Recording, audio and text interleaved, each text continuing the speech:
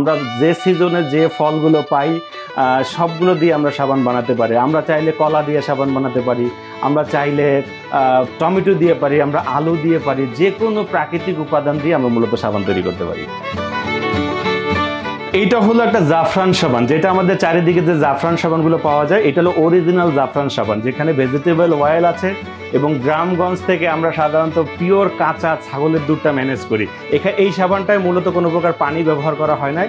এখানে আমরা টোটালি পানির পরিবর্তে ছাগলের দুধ ব্যবহার করেছি, পিওর ইরানি জাফরান ব্যবহার করেছি এবং জাফরানের অয়েলটা ব্যবহার করেছি। সাবানগুলো কালো কিন্তু দেখতে অনেক সুন্দর এবং হাইলি ডেকোরেটিভ।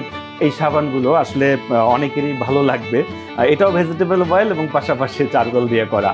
তো এইটা হলো ক্লে সোপ, যেটা আমরা বিভিন্ন রকমের ক্লে দিয়ে তৈরি করেছি। যেমন এটা হলো পিঙ্ক ক্লে, এটা ক্যাওলিন ক্লে, এটা বেন্টোনাইট ক্লে। তিনটা ক্লে দিয়ে আমরা এটা তিনটা শেড করেছি এবং এর ভিতরে টোটালি হচ্ছে প্রাকৃতিক উপাদান।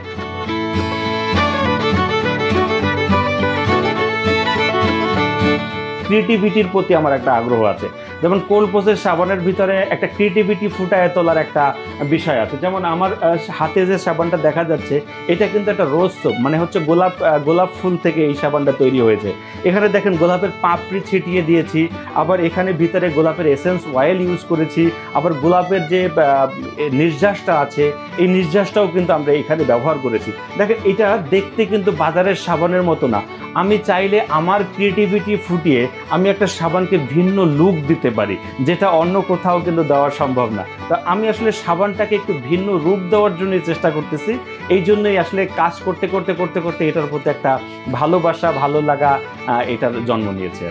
এই সাবানগুলো তৈরি করতে আসলে কোনো প্রকার মেশিনারিজ লাগে না। যদি ম্যান্ডেটরি মেশিন বলে থাকে যে কোনটা লাগে, শুধুমাত্র আপনার লাগবে ওয়েট স্কেল, অর্থাৎ যেটার মাধ্যমে আমরা রেসিপি ক্যালকুলেট করবো, একটা ব্যালেন্স, মানে যেখানে আমি বিভিন্ন রকমের তেলগুলো ওজন পরিমাপ করবো, 1 নম্বর। 2 নম্বর হচ্ছে যেহেতু কোল্ড প্রসেস সাবান একটা টেম্পারেচারের একটা সম্পর্ক আছে, আমরা টেম্পারেচার মেজার করার জন্য একটা কিচেন থার্মোমিটার আমরা ব্যবহার করতে পারি। টোটাল বিষয়টা হলো হাতের মাধ্যমে হয়, এখানে কোনো প্রকার মেশিনারিজ লাগে না। সুতরাং এখানে কোনো ইনভেস্টমেন্টেরও তেমন কোনো ঝামেলা নাই।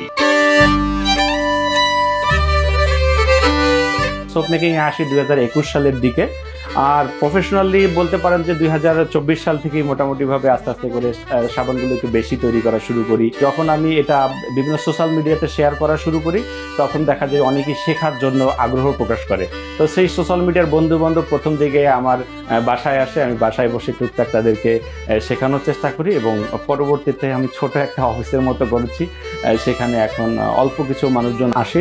আমরা মূলত সোপ মেকিংয়ে একটু অ্যাডভান্স লেভেলের শেখানোর চেষ্টা করি। চারিপাশে যে সাবানগুলো আছে, আমরা কখনো সাবানে মাটি ব্যবহার করি, কখনো টমেটো ব্যবহার করি, কখনো কমলার রস ব্যবহার করি, কখনো কলা ব্যবহার করি, আমরা কাঁঠাল ব্যবহার করি, মোরিঙ্গা পাউডার ব্যবহার করি, নিম, তুলসী, সকল ধরনের প্রাকৃতিক উপাদানগুলো আমরা এই সাবানগুলোর মধ্যে ব্যবহার করি, যে কারণে এই সাবানগুলো সত্যিকার অর্থে আমাদের ত্বকের জন্য খুব ইফেক্টিভ হিসেবে কাজ করে।